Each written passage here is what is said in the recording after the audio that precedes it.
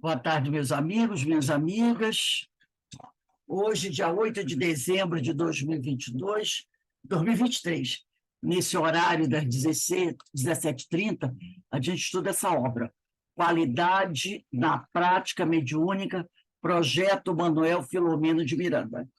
Nós estamos estudando a questão 65, está na segunda parte desse livro, que é quando Divaldo responde as perguntas do projeto, da equipe do projeto Manuel Filomeno de Miranda. E na semana passada, nós começamos a ler a pergunta número 65, tá?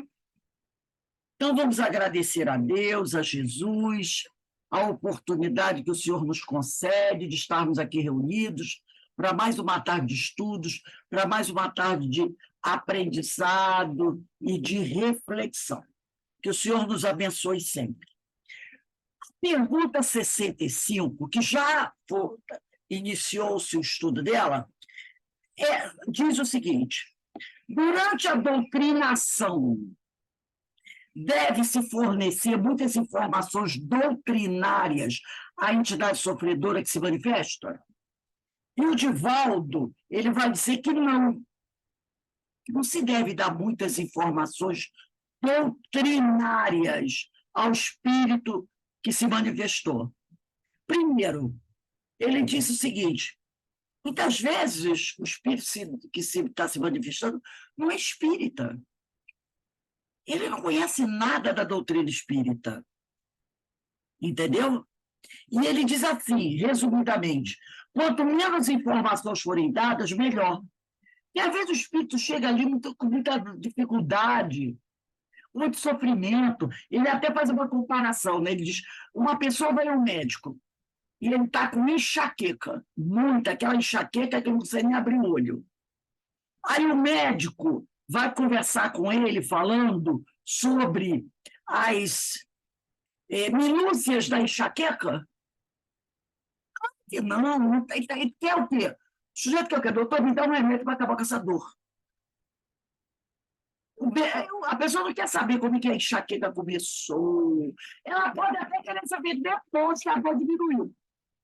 Mas no momento que ela quer é resolver aquele problema. Outra coisa também, ele diz, vocabulário. A gente tem que tomar cuidado com o vocabulário específico. Falar, por exemplo, virar para o espírito e dizer: você está desencarnado. Ele não tem a menor ideia do que a pessoa está falando. Entendeu? Ou então virar para o espírito e dizer: você precisa se afastar do médium, desligar-se. Ele também está pouco entendendo. Quem não sabe o que é médium, muitas vezes. O espírito, muitas vezes, não está sabendo o assunto.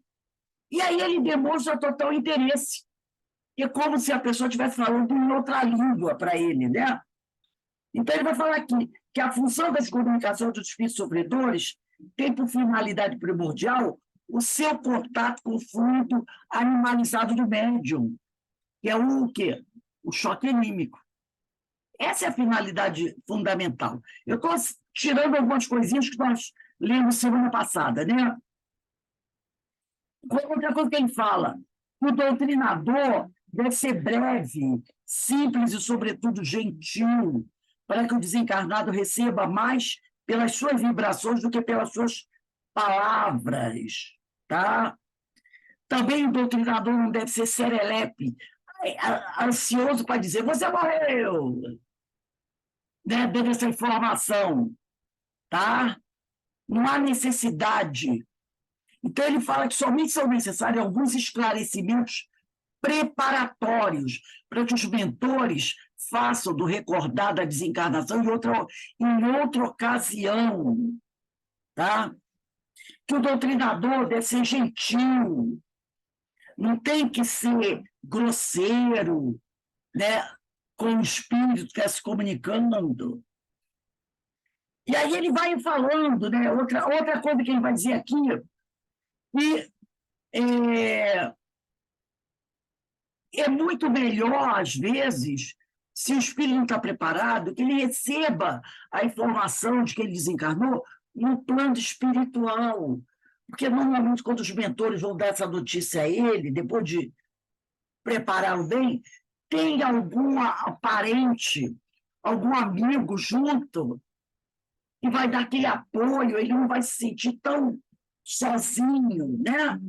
Então, ele foi falando sobre várias coisas e frisando bem, não adianta falar muito. O doutrinador tem que ser prático e objetivo, cuidar-se de falar num tom de voz seja natural e coloquial, principalmente quando há mais de uma comunicação. Às vezes tem dois espíritos de comunicação, então tem que falar de certa forma que não atrapalhe a outra comunicação.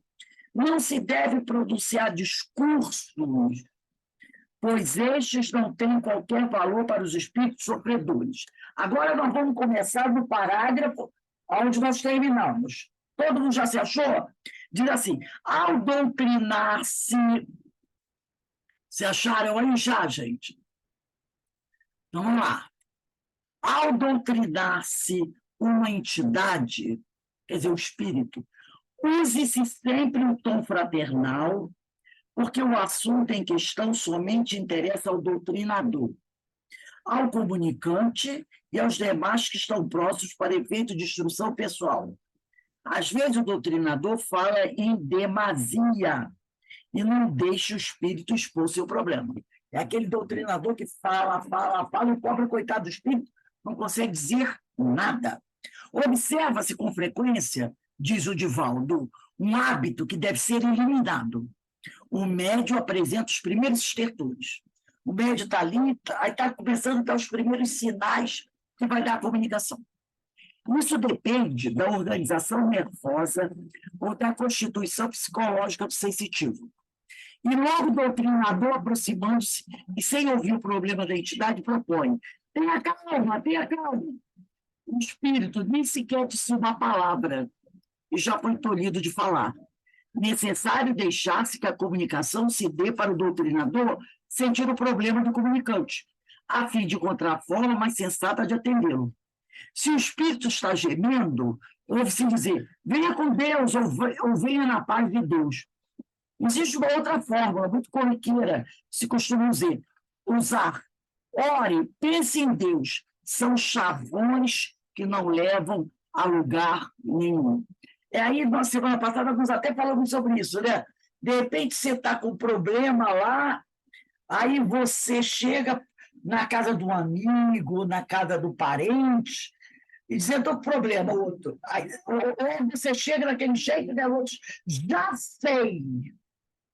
Né? Você chega querendo desabafar, querendo falar com alguém. Aí o outro diz assim, já sei o que está acontecendo. Você tem que fazer isso e aquilo. A pessoa ainda nem abriu a boca para dizer o que está acontecendo. E você já disse, já sei, não precisa nem falar. Eu já percebi que está acontecendo isso, e você fica ali calado. Às vezes o assunto é outro totalmente diferente.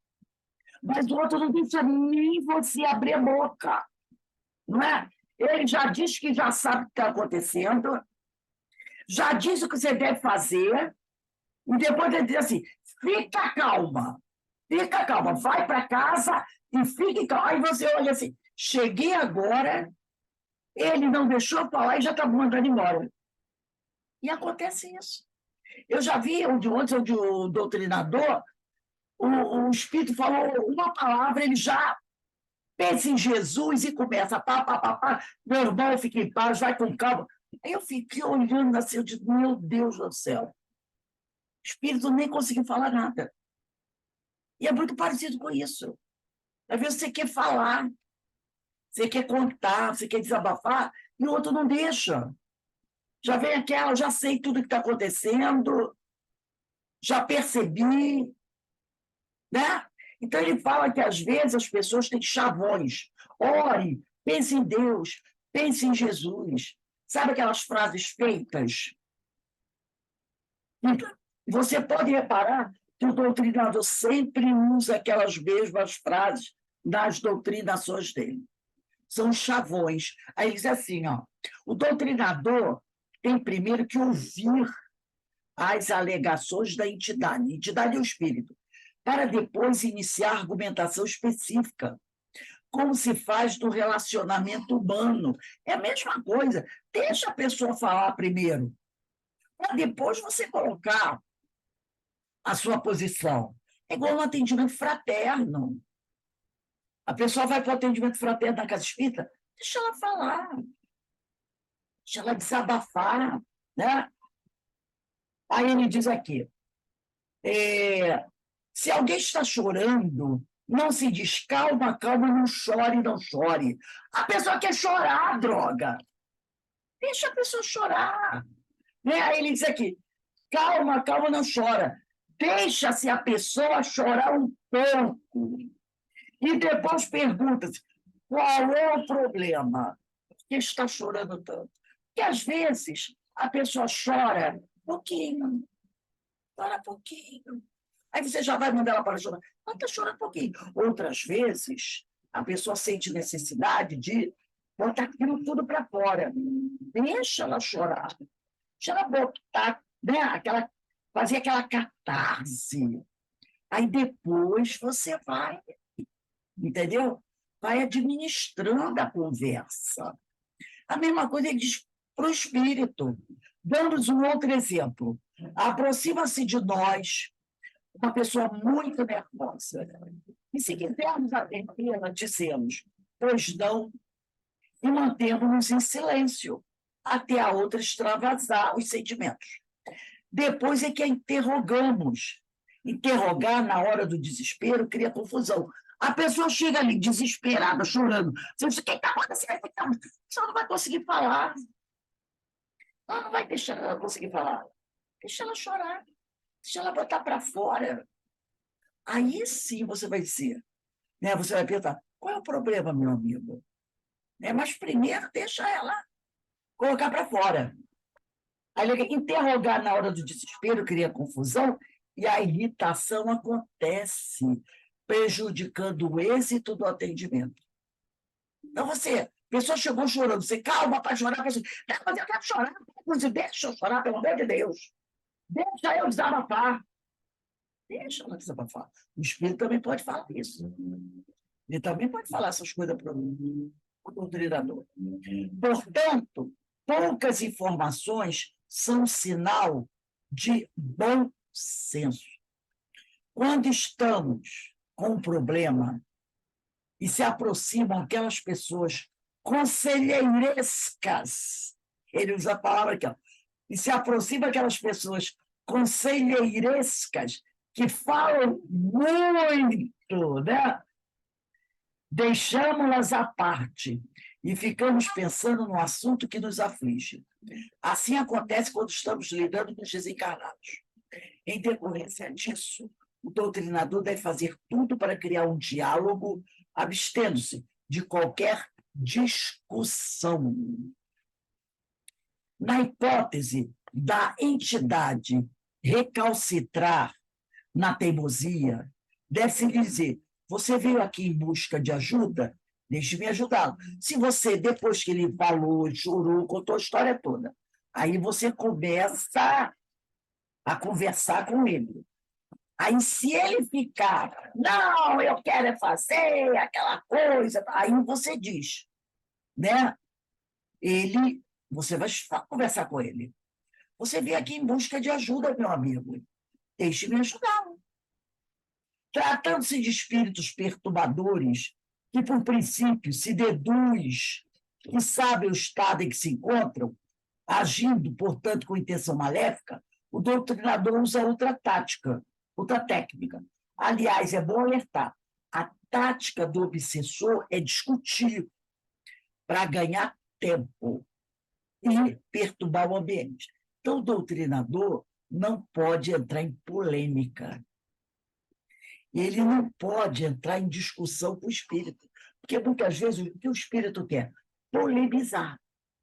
Ele quer polemizar, entendeu? Não, eu não aceito isso, de jeito nenhum. E aí ele fica, né, polemizando, polemizando, polemizando. O que ele está querendo na realidade? Comer o tempo da reunião, tomar o tempo da reunião. E aí, ele fazendo isso, poucos serão os espíritos que poderão ter atendimento depois dele. Então, a gente tem que estar observando isso também. Aí ele diz aqui, ó, enquanto está discutindo, irradia vibração desagradável, que a todos irrita e provoca mal-estar.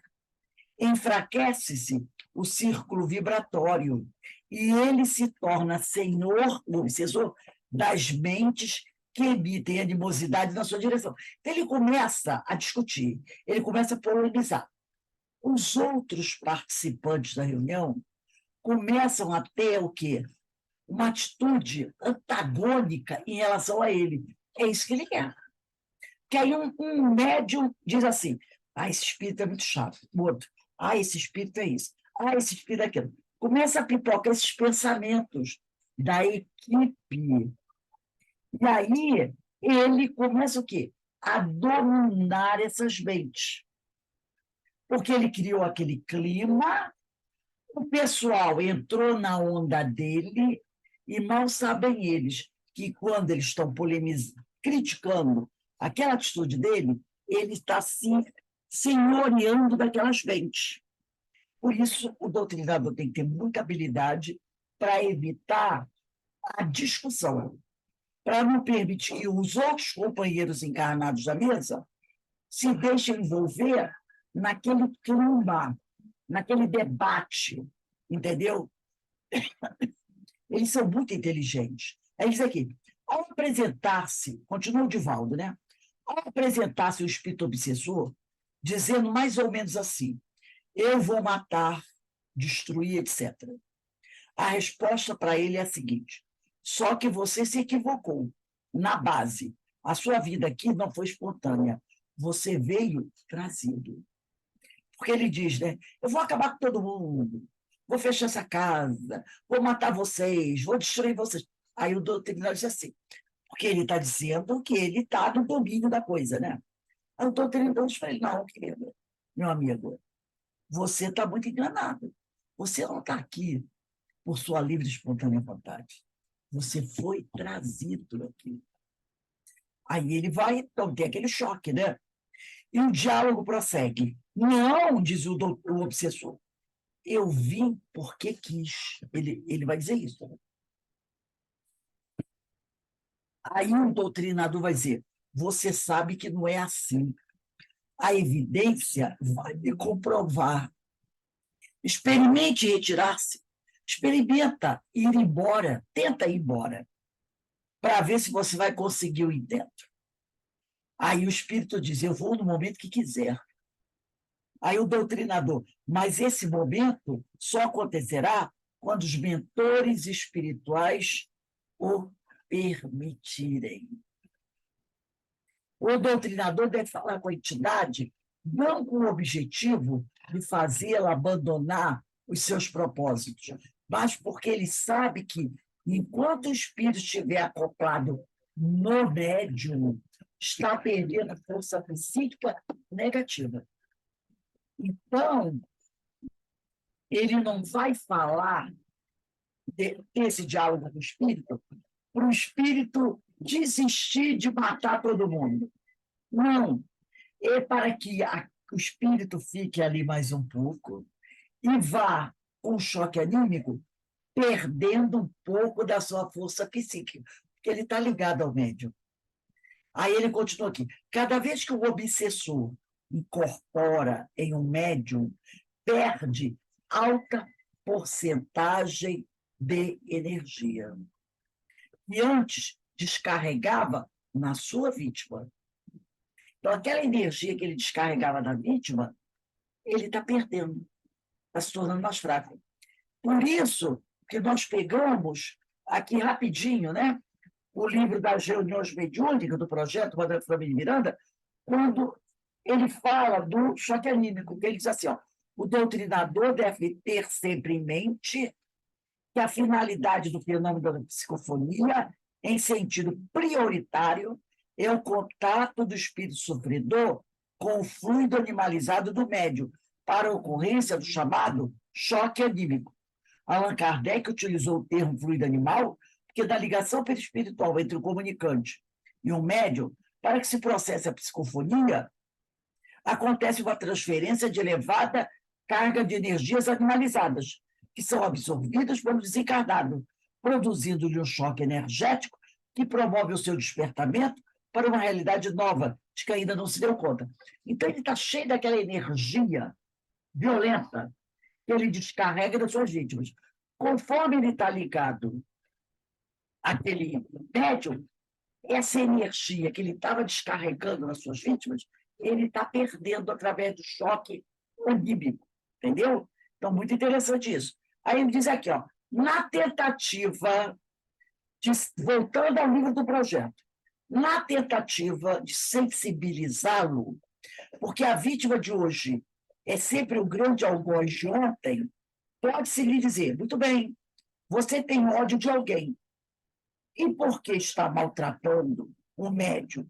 Que nada tem com o seu problema. Então, você tem raiva de outro, mas está aqui maltratando o médium.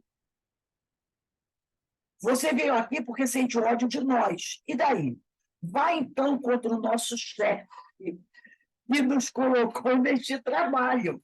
Pô, você está com raiva de nós, mas nós estamos aqui como simples trabalhadores. A gente tem um patrão. Então, se você quer destruir mesmo, não adianta você ficar atacando a equipe. Vá direto aonde? Na liderança do líder. Porque se você derrubar o líder, o resto cai como dominó. Vai cair como dominó. Então, isso aqui. Vá, então, contra o nosso chefe, que nos colocou nesse trabalho. Ele que é o responsável.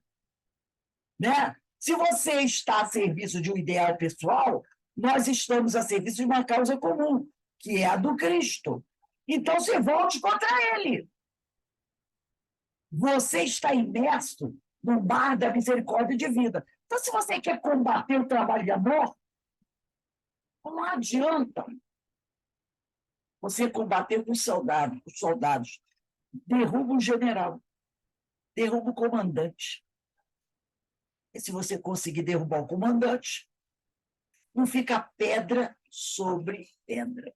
Né? É isso que ele está dizendo. Isto para demonstrar-lhe que não nos assusta. Então, o doutrinador fala isso para ele, para mostrar para ele que as ameaças dele não assustam a equipe, nem tampouco nos intimida com as suas ameaças. Porém, não devemos esquecer que logo mais ele será uma companhia constante, a fim de verificar se agimos conforme doutrinamos. Então, você falou tudo isso para ele, mas você vai ter que o quê? Prestar atenção no seu comportamento. Porque aí ele vai querer ver. Eu quero ver se você é forte assim lá fora. Se você continua fazendo lá o que você prega aqui dentro. É isso aí. Porque ele vai atrás da gente. Porque aqui você falou, eu estou a serviço do Cristo. O Cristo mandou fazer isso, eu estou fazendo. Eu estou trabalhando bem, eu estou me esforçando, eu estou podendo ajudar, porque o Cristo mandou. Eu estou seguindo a vontade dele. Aí ele diz, tudo bem. Agora lá fora ele vai ver se você continua fazendo tudo o que você está fazendo aqui. Se seu comportamento na casa espírita é um e lá fora da casa espírita é outro. Se for, ele vai pegar. Ele vai pegar. Aí ele diz aqui, né? Porém, não, aí ele diz aqui, nota-se que o número de obsidiados que se curam hoje é bem menor do que nos primórdios. Ele está falando que lá no início dos tempos, né, lá na época de Jesus, o número de cura dos obsidiados era maior do que hoje. Essa era. Ele diz aqui, a razão disso é porque o espiritismo, em muitos corações, tem tido o efeito de uma reunião social, de um clube em que a pessoa vai participar com certa unção, mas saindo dali, acabou-se, não mais se interessa, tem a vida profana normal, é o homem social comum, e por isso os espíritos que nos observam não acreditam em nossas palavras. Na época de Jesus, né, na época da igreja primitiva cristã, aquelas pessoas, né, que se reuniam nas igrejas, que a igreja era aqueles grupos, né, para estudar o evangelho, para falar dos ensinos de Jesus, elas viviam mais aquilo que estava sendo dito ali. O amor ao Cristo, o amor aos semelhantes, buscar renovação. Eles viviam mais isso. Então, a cura dos obsidiados era muito mais rápida, porque as pessoas viviam verdadeiramente o Evangelho. Hoje, é o que ele diz, muitas vezes, a casa espírita, para a pessoa, é um clube. É uma reunião social, onde ela vai 3 vezes por semana, vai lá, assiste a palestra, recebe o passe, participa de uma atividade aqui, outra ali. Saiu dali, acabou. Saiu dali, o comportamento dela é outra.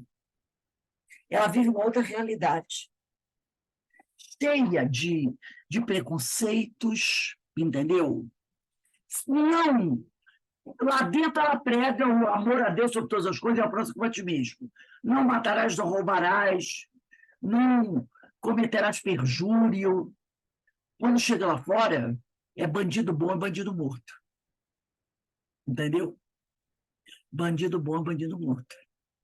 Ora, aonde foi parar o amor a Deus sobre todas as coisas e ao próximo como a ti mesmo? Ah, mas é bandido. E aí? É outra forma de viver. Né? Orar, vamos orar só pelas vítimas. Pelos culpados, a gente não ora não, tá? Não vou orar por bandido, por sequestrador, por estuprador. Orar por quê? Vai para o inferno. Tem que ir para o inferno. Não é assim que muitas vezes a pessoa faz? É. Quem mais precisa de prece? Aquele que foi assassinado ou o assassino? Está na cara que é o assassino. Está na cara que ele é o que mais precisa de prece. Né? Então, porque ele é o quê? O mais sofredor. Que ele mal sabe o mal que ele está causando, não para o outro. Porque o outro que você matou, você interrompeu temporariamente a caminhada dele. O programa interrompeu temporariamente. Porque daqui a pouco ele vai reencarnar e vai dar continuidade ao que ele vinha fazendo. Mas e o cara que matou? A situação dele é muito pior. Muito pior. Então, ele é o mais miserável, vamos dizer assim. É aquele que precisa de prece. É o mais infeliz, porque ele está tentando, com maior violência, contra a sua própria felicidade. Quer coisa pior do que isso? Ele é que precisa de prece, mais do que todo mundo. E a gente não entende isso. Agora, lá dentro da casa espírita, a gente fala, né? Vamos amar a todos como amamos a nós mesmos. Foi lá para fora, fuzila, esquarteja. Assim que a gente é. Aí é o que ele fala aqui. Aí o número da cura dos obsidiados, diminui, diminui. Aí ele diz aqui, os vingativos não abandonam as vítimas que não demonstrem propósitos de melhorar-se intimamente, nem também levam em consideração as palavras destituídas do respaldo dos bons atos.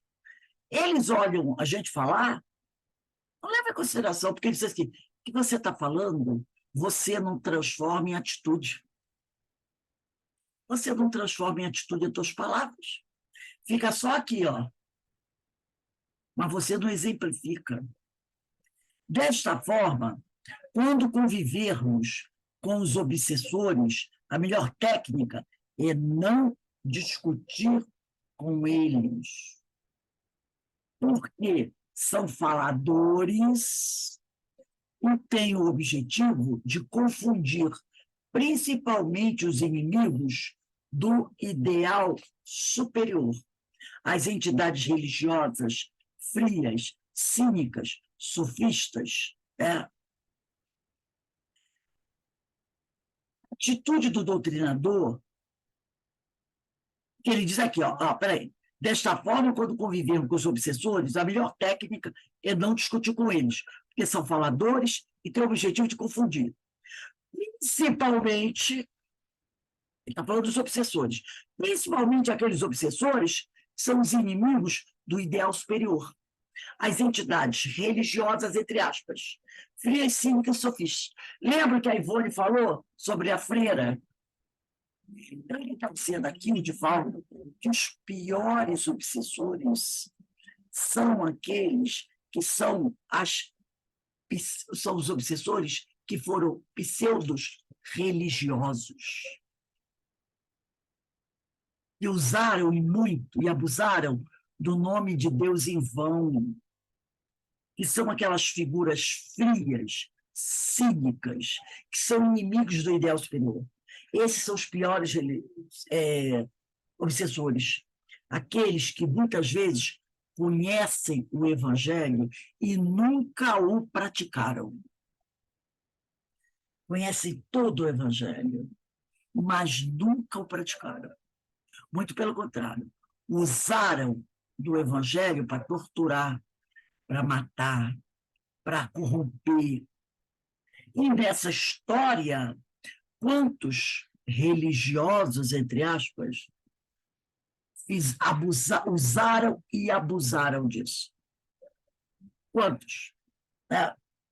A história da Inquisição, que durou aí pelo menos uns 300 anos, né?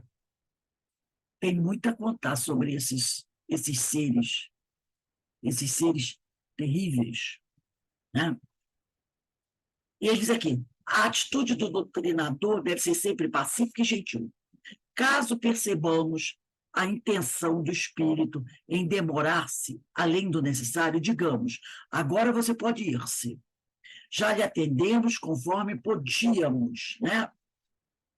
Vamos aplicar-lhe uma medicação e utilize-se da indução hipnótica. Aqui tem que tomar muito cuidado. Tem que tomar muito cuidado, gente. Você, que ninguém é obrigado a concordar, eu não uso, nunca usei essa expressão. Vamos aplicar-lhe uma medicação. Tá? Cuidado. Eu acho que para alguém dizer isso tem que estar muito seguro. Essa coisa de dizer, vamos aplicar uma medicação. Eu não gosto desse termo. Eu não gosto desse termo.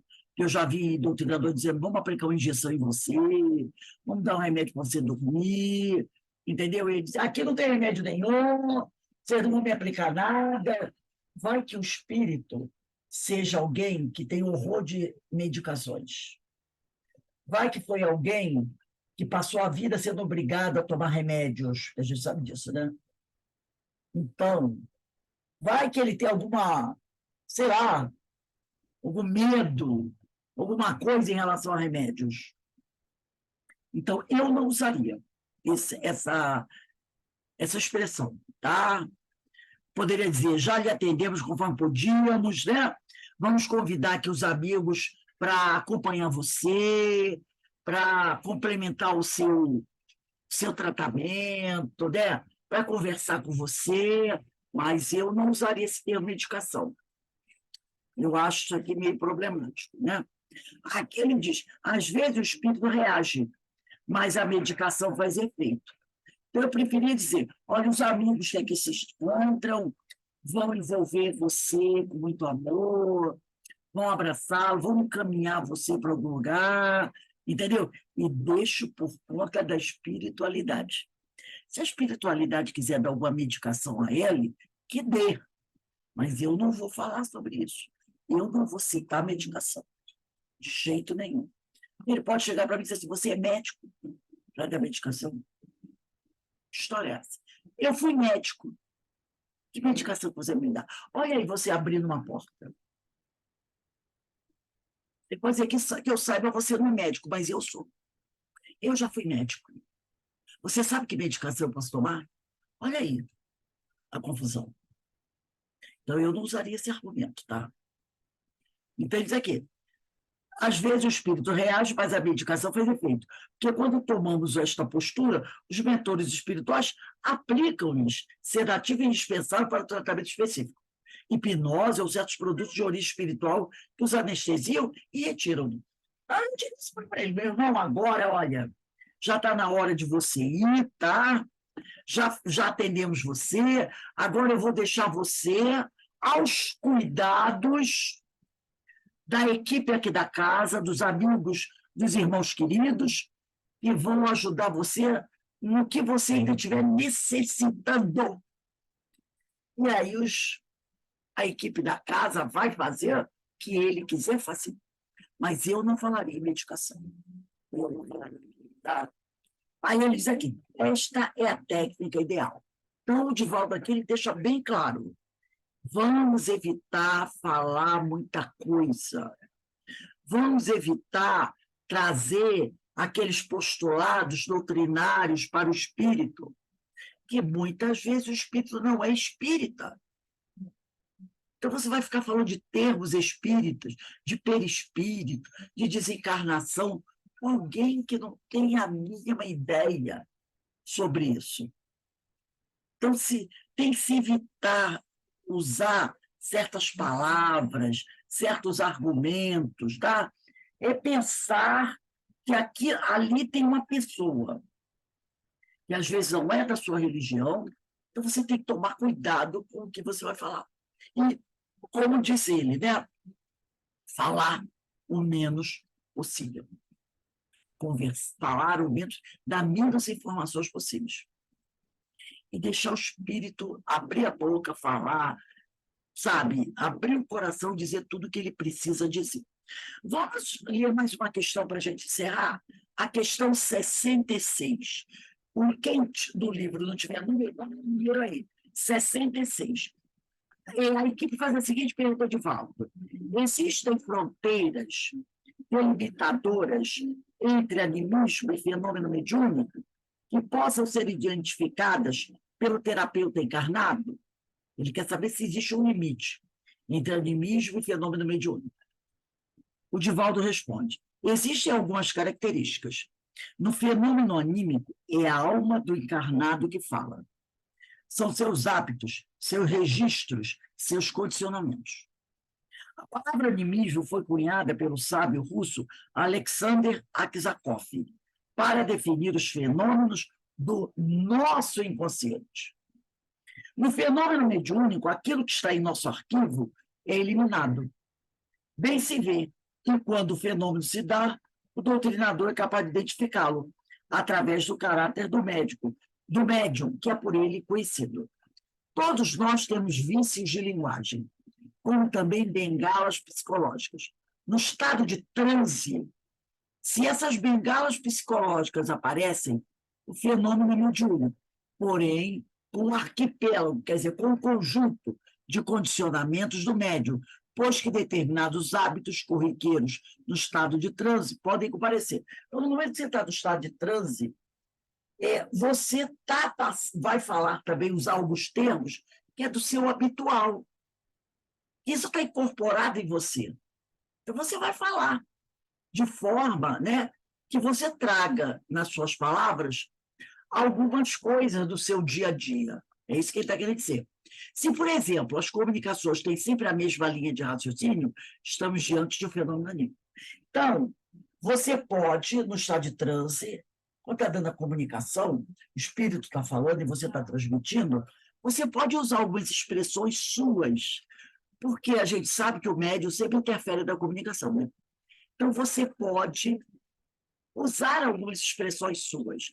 Agora, se você, tá?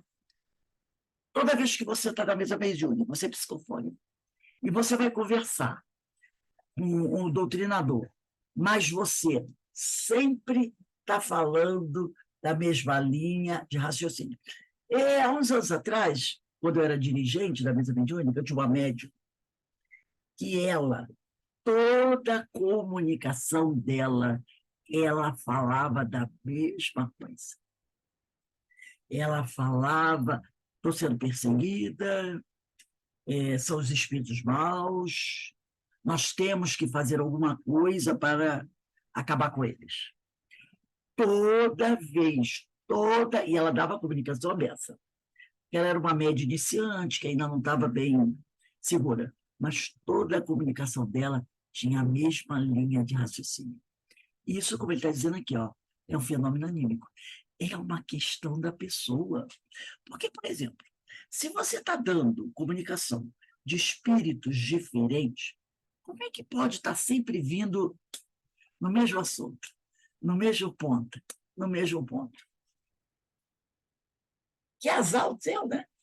Todo espírito que você dá comunicação tem algum problema. Então, quando você vê isso acontecer, é fenômeno anímico. É uma questão pessoal, que o médium não consegue resolver, ele coloca ali. Então, isso é o fenômeno anímico. Aí ele diz aqui, né? O espírito comunicante possui uma característica própria, assim como cada um de nós. Se várias pessoas forem ao telefone para dar a mesma mensagem, saberemos que se trata de pessoas diferentes, pela maneira de dizer, pela entonação da voz, pela maneira de compor as frases, pelo ritmo e também pelos hábitos. Por exemplo, há pessoas que falam de forma entrecortadamente. Se na comunicação a mensagem vem entrecortada, é um fenômeno anímico. Se a pessoa tem esse hábito de falar, fala, para, não faz aquela exploração direta, aí vem a comunicação espiritual desse jeito, é um fenômeno anímico. Porque não é porque você fala entrecortado que o espírito vai dar mensagem daquela forma. É outra mente. Então ele vai falar do jeito dele. Agora, se o médium está falando entrecortado, aquela mensagem, é um fenômeno anímico. O registro da personalidade é maior do que o da entidade comunicando-se. Então, o registro do médium está se sobrepondo ao do espírito. Determinados gestos são muito típicos de nós por um condicionamento no fenômeno mediúnico, repetimos. Então, qualquer doutrinador atento pode saber quando o fenômeno é eminentemente mediúnico, digamos, a 70%, enquanto ele é um fenômeno anímico, ou seja, a 70% de animismo e apenas 30% de mediúnico. Então, se você, por isso é importante a gente conhecer a equipe, porque você conhecendo a equipe, você conhecendo os médios que trabalham da equipe, vai ficar mais fácil para você trazer aquela comunicação. Entendeu? Porque o médium pode até usar algumas expressões dele, mas você vai ver pela forma de se colocar o tema, o assunto. E aí você vai saber se é mediúnico, se não é. Mas se ele, além de colocar algumas palavras, ele também coloca a estrutura que ele faz, que ele fala, sempre com aquele mesma preocupação. Porque, por exemplo, se você tem um médium como esse que eu falei, essa amiga minha, com essa preocupação, quando a gente estava conversando no normal, ela também tinha essa preocupação. Entendeu? Ela também tinha essa preocupação. Ela sempre falava desse assunto. Os espíritos, né? Os espíritos obsessores, eles estão sempre ali à volta da gente. Porque espíritos que às vezes ficam perseguindo. Ela tinha essa preocupação, entendeu? E quando ela dava comunicação, muitas vezes colocava aquela preocupação. Por isso que é importante você conhecer o médico. E aí você sabe mais ou menos as preocupações dele. E se essa preocupação se repete ali, pode com certeza é um fenômeno aqui. Então, diz aqui, por isso as reuniões mediúnicas devem ser feitas com pessoas que se conheçam entre si, que tenham bom relacionamento, pessoas moralizadas, que não venham fazer espetáculos, que tenham conhecimento doutrinário, porque são equipamentos, quer dizer, instrumentos, para nos policiarmos contra os fenômenos automatistas da nossa personalidade. Então, o conhecimento doutrinário, a busca pela autoevangelização, tudo isso, tá, são instrumentos que vão nos ajudar para evitar esses fenômenos automatistas da nossa personalidade. Porque é muito comum, tá? Muitas vezes o médium está com uma preocupação, ou ter aquela preocupação constante, e na hora da mesa mediúnica, ele coloca aquela preocupação ali. Então, se você conhece o médium, você vai perceber se aquela comunicação dele é uma comunicação anímica ou mediúnica. Então, o doutrinador tem que estudar, ele tem que conhecer bem a equipe. Os médios precisam, tá, como ele diz aqui, ter conhecimento doutrinário, porque é esse conhecimento doutrinário que serão equipamentos que vão nos ajudar a nos policiarmos contra esses fenômenos automatistas da nossa personalidade. Porque a nossa personalidade, na hora da comunicação, ela é muito presente, ela é muito forte. E ela vai querer se sobrepor. Então, você tem que saber como baixar o ímpeto dessa personalidade para dar oportunidade para o espírito se comunicar. Olha só que coisa, que trabalho tem que ser feito, né? Como o espírito, a pessoa tem que se comunicar, tem que estudar para conhecer. Gente, vamos botar a questão, pega o lápis ali, botem a data do dia 15/12 na questão 67. 15/12/23 na questão 67. Alguém gostaria de falar alguma coisa? O Rose, eu sei que essa importante. aqui. Ah, fala, Márcia. Pode falar, Márcia. Eu acho muito importante todas essas informações que você traz, né? Eu me lembrei de uma situação que eu passei, eu estava vindo do CEOI, foi até trabalho mediúnico. E chegando na minha comunidade, eu não pude entrar, porque estava cheio de polícia. E nós ficamos presos dentro de uma padaria. A padaria tinha a televisão ligada, muita gente falando. Eu consegui entrar em oração, é como se eu tivesse sido isolada, não ouvia mais nada à minha volta. E ali eu orei pelos moradores, pelos policiais e pelos traficantes, para que Exatamente. tudo corresse bem. É isso aí, minha amiga. A gente tem que E fazer. você falou sobre isso hoje na aula, né? Eu lembrei. Com certeza. A gente tem que orar por todos, porque todos são necessitados, né? Fala, Carmen. É. Gente, se eu cair aqui qualquer coisa na internet, começou a cair uma chuva danada aqui. Pode falar, Carmen. Quer dizer, é essa a pergunta próxima aqui. Qual é a atitude do doutrinador? Porque eu já participei de reunião mediúnica que o doutrinador não, vamos dizer assim, orientava, né, o médium que a toda hora trazia questões anímicas dele mesmo, porque ali seria um lugar para trazer espírito desencarnado e não encarnado, entendeu? Eu sei que agora ele vai explicar, né, qual é a atitude do doutrinador, mas eu me lembro que uma vez até um amigo nosso que participava da mesa mediúnica, que ele foi praticamente retirado, né? Porque ele só trazia questões dele, né? Anímicas, dele mesmo, né? Então, que atitude, né? E eu sei que aqui vai explicar melhor, né? Qual é a melhor atitude? Tem que equilibrar isso. No início, é normal. Se o médio é novo, é até normal. Mas Traz, né? tempo e com o estudo, ele saber, né? Aprendendo a equilibrar isso. Então, o treinador tem que ter paciência, né? Mas também não pode deixar a coisa ficar de eterno, né? Porque senão entendi. esse trabalho é principalmente para os espíritos desencarnados. Desencarnados, pois é. Sim, Pois é. mas é momento para eles. Agora, o médium vai, no início, dar alguma comunicação anímica? Vai. Deve ser atendido como outro espírito qualquer, mas tem que ter um equilíbrio com o que vai acontecendo com o tempo, né? Com o tempo. Bem, meus amigos, nós vamos encerrando aqui o nosso estudo da tarde de hoje. Esse assunto é bastante rico, é bastante interessante, e a gente, Verdade. né, tem que ir ali estudando, aprendendo, e com o tempo a gente vai se aprimorando, né? Isso que é o mais importante.